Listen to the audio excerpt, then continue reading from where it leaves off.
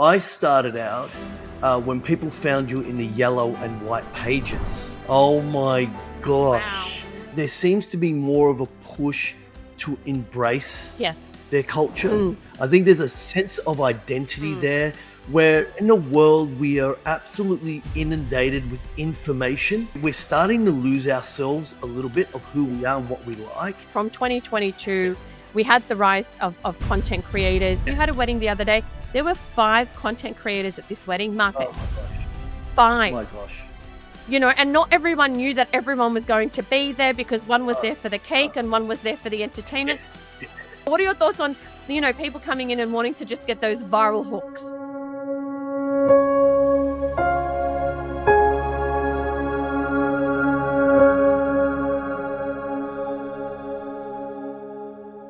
I'm excited to be speaking to you because this is a topic that is really important for us to be discussing. And I'm really grateful that you've given us your time. I think when we stop talking, Yeah. that's when we have trouble. We absolutely need to keep talking and respect each other's views Yeah. and where it's coming from. And, I mentioned in my email, but I don't forget anyone that we've worked with right from the beginning. I remember how incredible your team was back in 2015 when we brought Lilith out and the content that we got from that, for so long. And this is what I said to the team. C2 Films are world class. We had an international makeup artist. They were the first people we went to in Melbourne 10 years ago. They said yes right away. You have to understand that, like, the context of where we're working. How long has C2 Films been running? 25 years. That's what I thought. Wow. 25 years working in the wedding industry and seeing the evolution of so many things. Tell me about how you started and what your journey's been like. Well, just put it in context. I started out when people found you in the yellow and white pages. Oh my gosh. Wow. That's how people found you. Yeah, when I went out on my own, it was a very, very, very different landscape to the point where I didn't have a studio. I guess we didn't have the luxury of Vimeo and YouTube and so forth. I was literally meeting couples at their home with a DVD player under my arm. I would be sitting in the lounge room with all the Croatian family around me and me showing them the work and me trying to sell them. It goes without saying I made very little in those days because when you're in someone's space and you have the entire family around you, there doesn't leave a lot of room to be negotiated, right? It's kind of like, and look, I would just take whatever I could possibly get, and I knew every wedding that I shot, I knew that I'd get 3 or 4 out of that. Purely because of the love that I poured into each wedding. Even to this day, I want people to refer C2 for the service and not the films, because the films and the photographs will date. They will absolutely date. There'll be something new. There'll be something that comes around, a trend that's, that evolves again. And what doesn't change ever is how the couple feel when you are creating their film. When they look back on that film, they see it through their experience of it.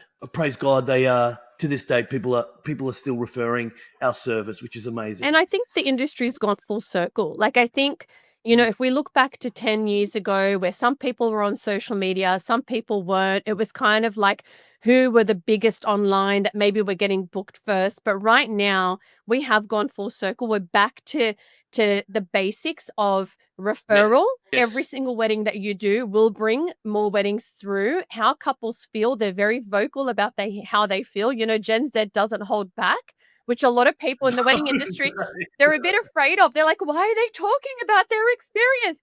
Because that's what Gen Z does. And we need to be prepared for that. I think as an industry, be prepared that, they're not shy to say planning a wedding is really hard.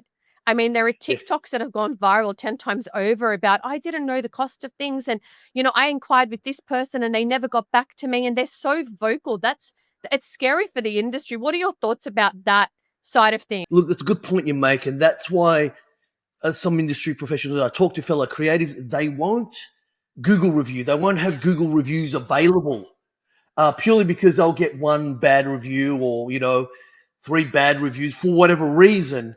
And they don't want to risk that. And as we know, we're not covering anything up here.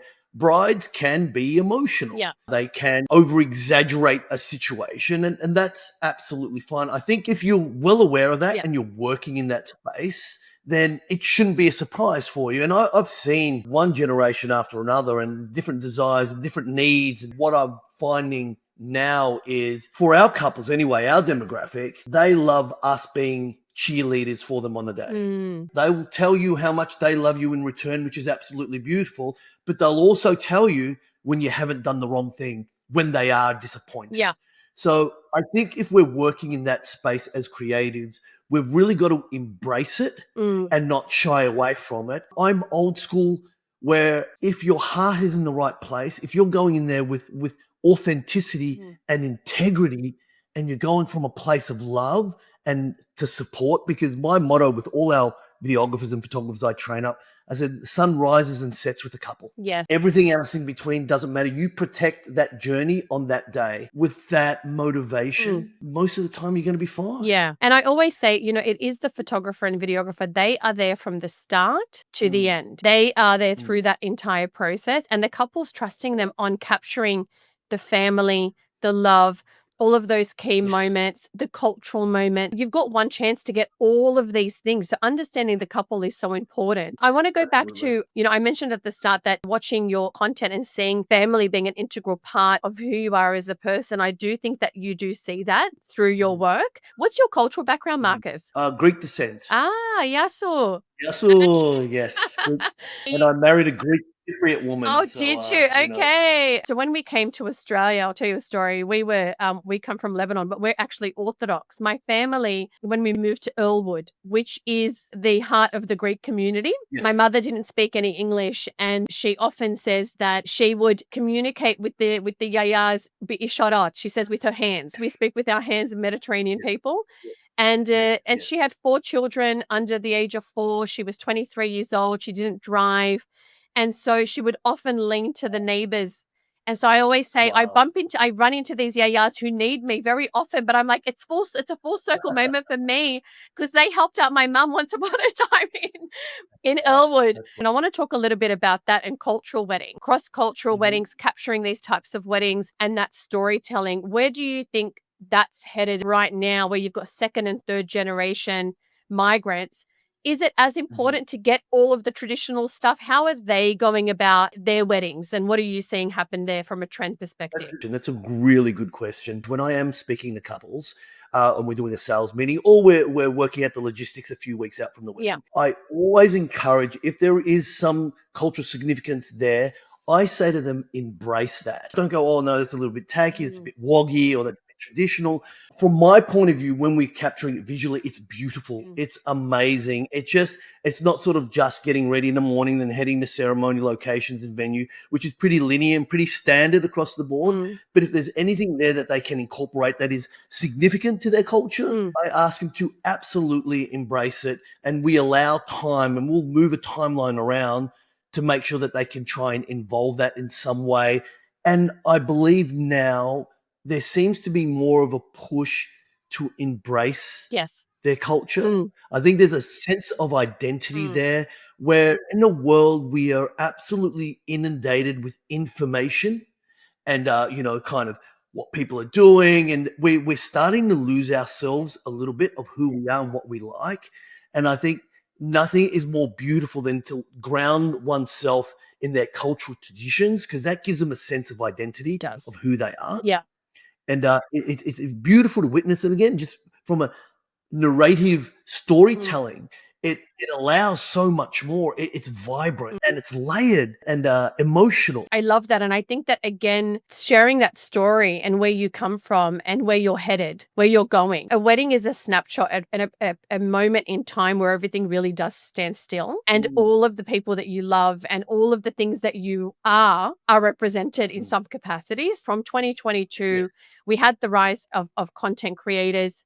A lot of these viral moments that they wanted to capture for social media purposes, and their intention was to get content for social media. What are your thoughts on, people coming in and wanting to just get those viral hooks? Look, I think you can't fight what is coming. Yeah. I think if you do, you're going to get yourself in all sorts of trouble. You're going to be angry. You're going to be a little bit bitter. I think whatever is coming, I think you've just got to embrace it. The reason why, praise God, we've been successful for so long is because we're not hard-nosed in the way that we approach it, the way we deliver a film. We're not just, cinematic, or we're not just candid natural. That's all we do. We go with our couples. We go with their personalities. That's why our work can evolve over so many years and always be different, Yeah. always be a reflection of the couple. Without being disrespectful, I want to create a viral moment so I can be validated by hundreds of thousands of people. Yeah. Then if that's their jam, so be it. Yeah. As long as we can get what we need to get for Yeah. you, then, what we're engaged, and that doesn't hamper in any way, shape, or Yeah. form, then absolutely, if that's your thing, Mm.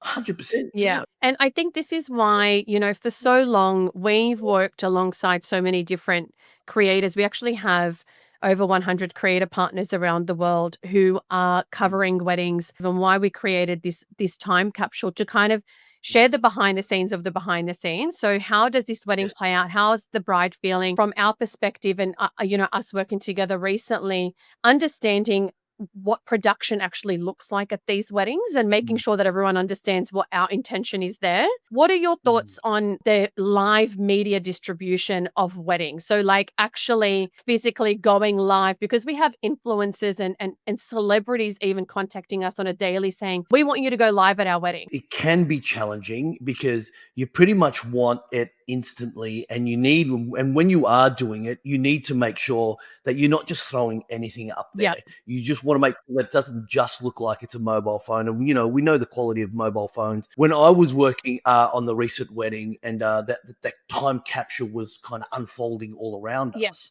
I guess from a creator's point of view, and I've touched on this in the industry, when I do speak to fellow creatives who push back on content creation, it's not so much people in the way, because it's a wedding, and you recently did 600 crazy Lebanese at a wedding, that someone's always going to get in the way. I don't think it's so much that, as opposed to, I've spent years perfecting a flat lay, let's say hypothetically. I pride, and as a creative, when I'm not shooting a wedding, I'm researching and I'm looking, and wow, it's brand new light that I want to use from the side here, and give me some natural light and drop shadow across for the flat lay. So all this goes into a creative's heart and mind leading up to a wedding, or what they're going to do, how they pose a client, how the natural light falls upon them. So they go to this degree and they set it all up, and then you get your content creator coming sort of over the top. Oh, I need that as well. They get all that, and then they're gone, and they're just up, and they're uploading, and you're like, I feel Like all the work and all, and the ones that really get upset are ones that just pour their heart and soul Yeah. into composition, color. And it's like, and that's why they are like, if you guys want a content creator, we already have a content creator, or we'll bring someone else.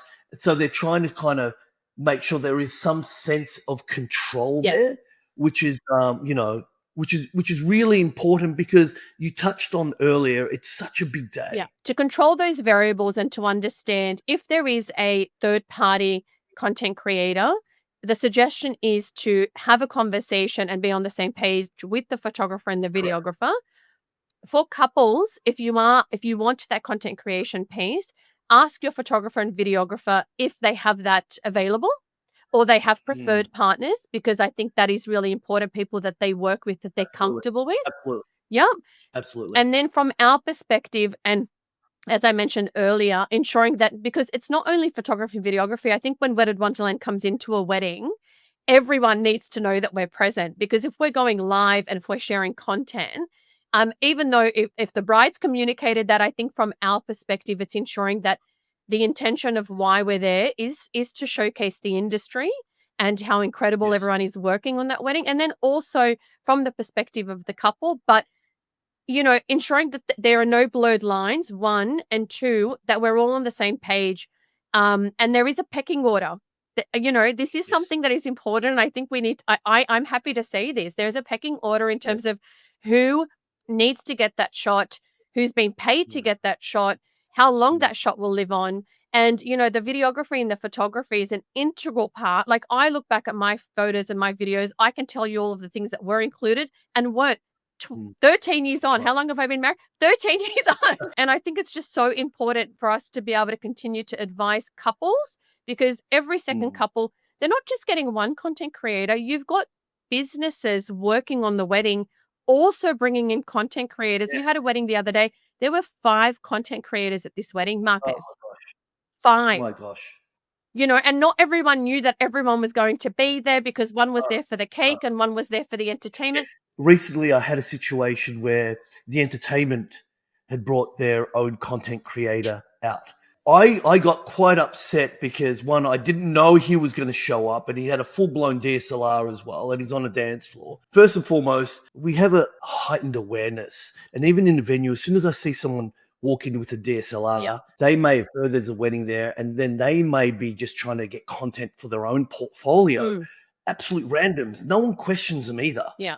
I questioned them. Yeah. Someone was playing a violin, and then and he was getting content for her. He was just in the way. But the issue is not just that. It's more so, I teach all my videographers to smile. When you're out with photography, when you're out and you're shooting and you're in a ceremony, smile. I know we're concentrating, we got game face on, but smile because everyone's looking at you. Yeah. And people are going, wow, I want that person. They want to be here. I also tell them how to dress. Make sure you dress in a certain way. There's no runners or anything like that. Yeah. It's got to be really respectful. But then you get a content creator coming out that doesn't dress appropriately, is not smiling, is in the way of everyone. And what happens most of the time, the guests that are looking in, going, you know what? I don't want these guys at my wedding. They don't know that they're separate. They have no idea. And then suddenly all this hard work, all this training that you've poured Yeah. into it, you're hoping to get 3 weddings from one wedding, that shrinks. Yeah. Purely because you've got a third party coming in, not adhering to the rules that you want. Yeah, that's an interesting point. I think for any wedding planners who are going to be listening in, any content creators that are coming into the wedding, add that to the production schedule. Make sure that all parties are aware of who is actually coming in, because it is something that is actually missed. And I think it's because it's a third party of a third party. It's not really Right. part of the official supplier list. It's not a part of the production schedule. Working with a really great wedding planner, it's about curating what that content and what those key moments Yes. are prior, and then briefing anyone that's coming in relation to, this is what we need. These are the people that are going to make the magic happen. And this is, if you're going to come in, this is what you can and can't do. And getting the couple to Right. sign off, because this is where the lines are blurred in terms of content. You have couples who may not even know that band has organized a content creator to come in. So this is kind of like, how long is a Right. piece of string? That's right. And if you want your production team to be managed by the photographer and the videographer, they put the action plan together in terms of content. And even if it is a content creator, they're part of that.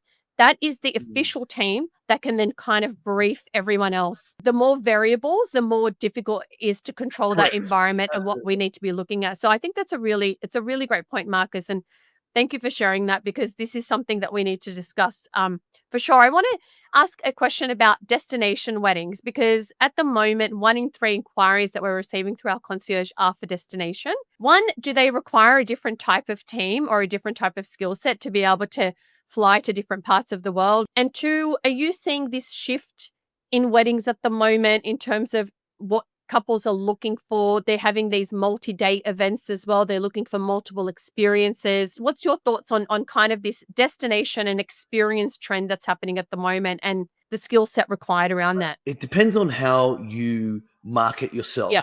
and depends if that demographic are coming to you specifically because, oh, I've seen you do this and I want something similar.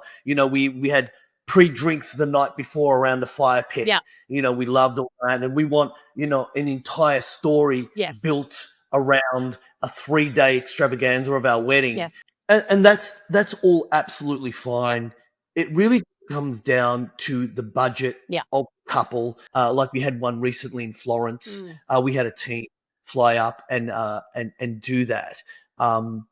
Young, energetic. They love doing it. They kind of want to work. The client wants us there for 8 hours, and they go, no, Marcus, can we stay there for 10 hours? We'll get a really beautiful drone shot over the river and stuff like that. And that's all amazing. And I love that the stories that they want to build around their wedding.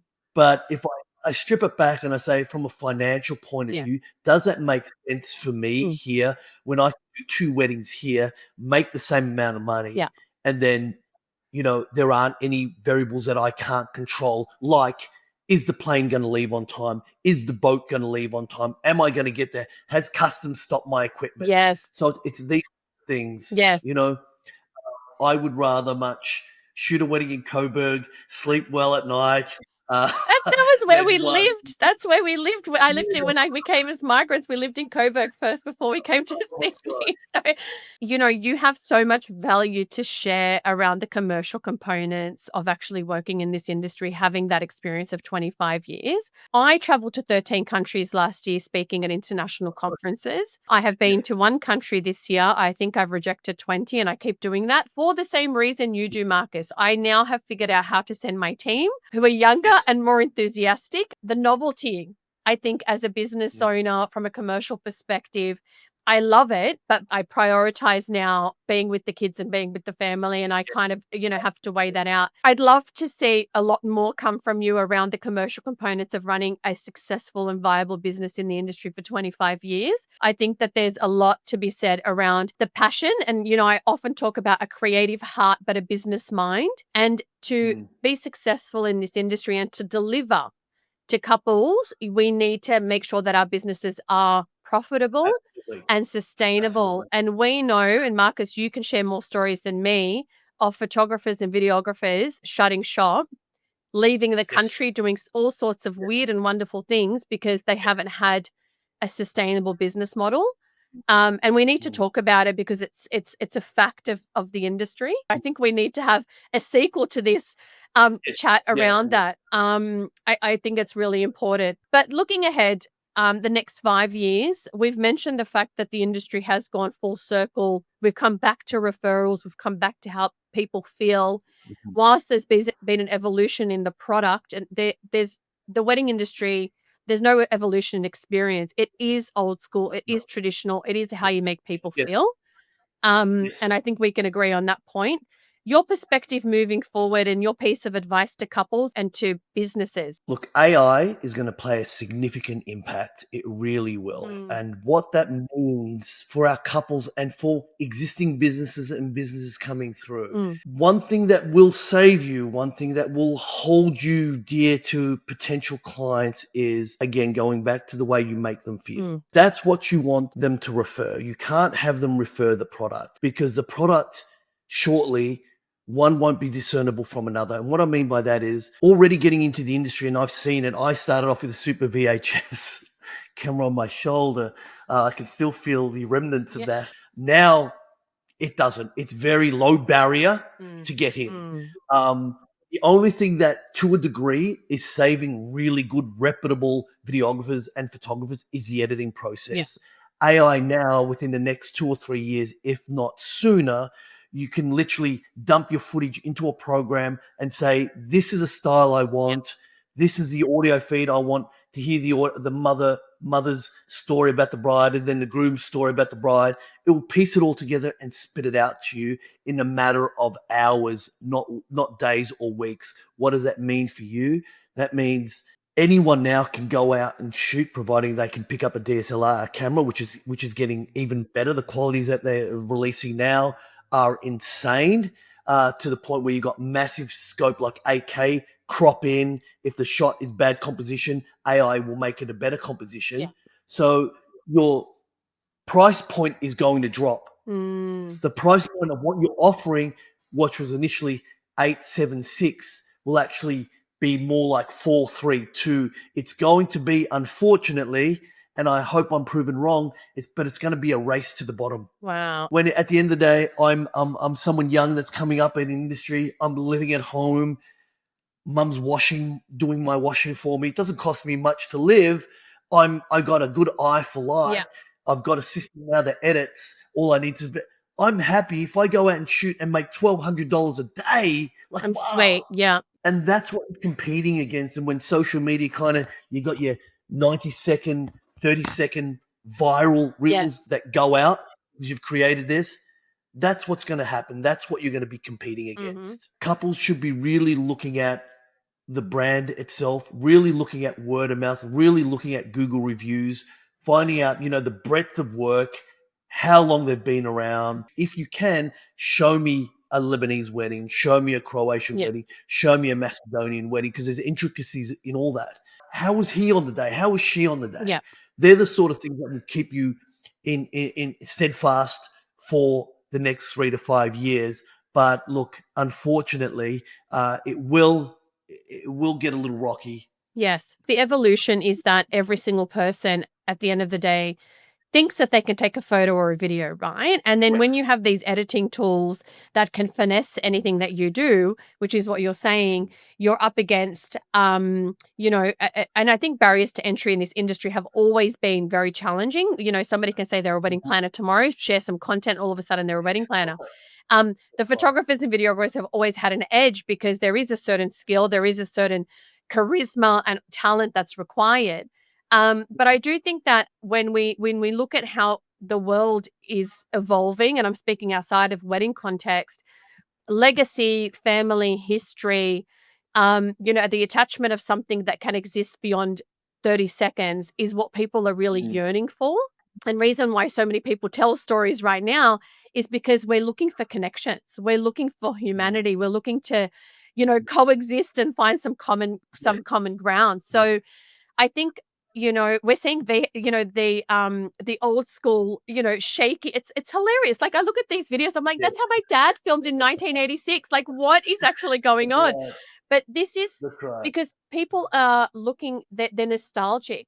They want to find something Mm, that feels mm, really relatable to them. yeah, And so the editing methodologies, we're going to have overly edited content, but then we're going to have this really pulled back content that's going to be really raw and real. This mm, is the evolution of, I think, where we're headed. AI has a big part to play in it. But like you said, mhm, you can't replace somebody's experience with any AI mm, tool. It comes down to the creative, what is captured on the day, because without getting that content, you can't create that mm, content anywhere in the world on any given platform. You can't recreate your mum's saying what she needs to say. You might be able to pull some voice and do whatever it is, mm, but you know mhm, what's authentic. And I think the wedding industry and Gen Z are looking for authenticity. Let's see how that plays out. I'm really excited to have spoken to you today, yeah. hear your thoughts. And I really think that the more people hear from you, they've got a lot to learn, especially these guys who are coming into the market thinking that it is easy. I think working 12, 14-hour days, having to do the post-production, you guys are the only teams, the photographers and the videographers, that work after the wedding takes place. And actually the That's delivery right. of service That's is right. after the wedding. It's before, during, and after. And I think, we Mm. have to really pay respect to that. I would say one thing to my fellow creators out there when you are starting out and you are up against everything that's happening there. One, you don't have to shoot a wedding today. You get to shoot a wedding today. This is an absolute privilege for you. You're going out. I walk into people's homes and I walk into their lounge rooms and their bedrooms and I'm like, I'm never going to be here again. Mm, I'm never going to be here. So I get this one moment. So you get this one moment. So I would say to you, put your entire heart and soul as if it's your best friend, as if it's your sister, as if it's a close relative. yeah. Show them the love, show them the respect and the authenticity. And I promise you, as God is my witness, you'll get back as much as you give because it comes back in tenfold. Yeah. Amazing parting words. You've made me feel a bit emotional, Marcus. I really appreciate your time. And that's it. That's a wrap. Thank you, C2 Films, for being here with us today, discussing the evolution of photography and videography and content creation in the wedding market, locally and around the world. We have a lot more to share from this podcast. Appreciate your time. Over and out.